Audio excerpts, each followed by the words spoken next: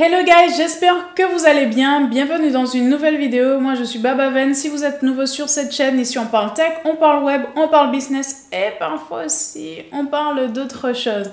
Mobile Plus m'a permis de tester cette tablette, l'iPad mini, 6e génération. Et ma question est la suivante. Pourquoi Apple nous sort un iPad mini 10 ans après?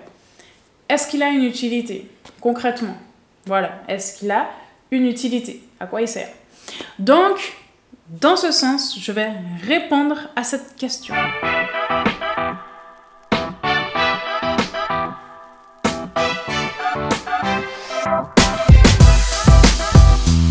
Alors moi, j'ai un iPad mini de couleur gris sidéral. Cet iPad mini, il fait 8,5 pouces, il pèse 2,93 grammes. Donc on a une très bonne prise en main. Vous voyez, on n'a pas peur de le faire tomber. Il est très maniable, il tient dans une main. Ensuite, on a deux haut-parleurs de chaque côté. On a un Touch ID juste ici. Pas de Face ID puisqu'on est sur un iPad mini qui est censé être de l'entrée de gamme. Et du coup, on n'en a pas non plus besoin.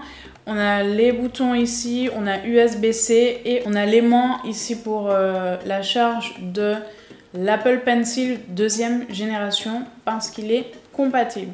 Donc pourquoi Apple nous a sorti ce produit? Avant de vous dire ce que je n'aime pas et à qui vraiment est destiné cet iPad, premièrement, une excellente prise en main. Donc on a un écran liquide Retina qui est vraiment très beau avec des contours un petit peu plus épais que sur les autres versions des iPads puisque oui, on a un iPad Air, un iPad Pro et maintenant un iPad mini. Donc sur les autres iPads, les bords sont plus fins, mais sur celui-là, ils sont plus gros. On pourrait croire que ça peut poser problème, mais non, au contraire, ça permet d'avoir une très bonne prise en main et de pouvoir l'utiliser sans gêner la zone que vous allez pouvoir toucher. Ensuite, cet iPad mini dispose de l'USB-C. Donc, ça veut dire que vous pourrez brancher tout type d'appareil qui est connectable par USB-C.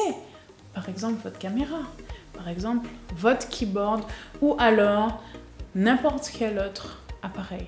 Un disque dur, ce que vous voulez. Bref, vous avez compris. Donc, grâce à cet USB-C, on pourra connecter des outils. On peut aussi utiliser cet iPad comme un outil de tous les jours pour consulter du contenu, consommer du contenu, jouer. Je trouve qu'il est très agréable pour jouer. Malheureusement, je me demande pourquoi Apple n'a pas mis la technologie ProMotion dessus. Mais je pense que c'est encore une fois parce qu'on est sur de l'entrée de gamme et il ne l'a pas fait non plus pour ses modèles d'iPhone. Ensuite, ce que je n'aime pas trop et puis bien sûr on a l'Apple Pencil, hein, je vous l'ai dit. Donc si vous avez un Apple Pencil 2e génération, vous pourrez l'utiliser sur l'iPad mini, ce qui va rendre l'utilisation encore plus confortable. Ensuite, ce que je n'aime pas trop sur cet iPad mini, c'est que on se demande pourquoi Apple a fait ça. On a déjà des iPad Air, on a déjà des iPads, on a des iPad Pro, donc pourquoi nous sortir ça? À quoi il va nous servir? Concrètement, cet iPad mini peut être un outil parfait entre l'iPhone et l'ordinateur. Moi, j'ai déjà vu mon utilisation pendant toute cette semaine. J'ai déjà vu exactement à quoi il va me servir.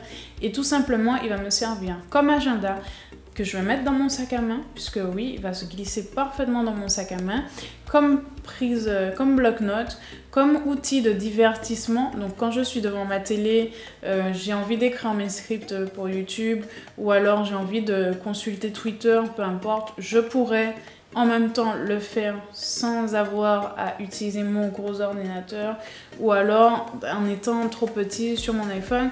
Donc vraiment, on est dans un intermédiaire. De notre côté, je me dis que si vous avez déjà un iPad Air, vous ne verrez pas l'utiliser d'acheter ce produit puisque finalement, si on compte le prix initial plus le prix des accessoires, on est à plus de 700 €, voire 800 € et tout dépendra en fait de la quantité de gigas que vous prendrez.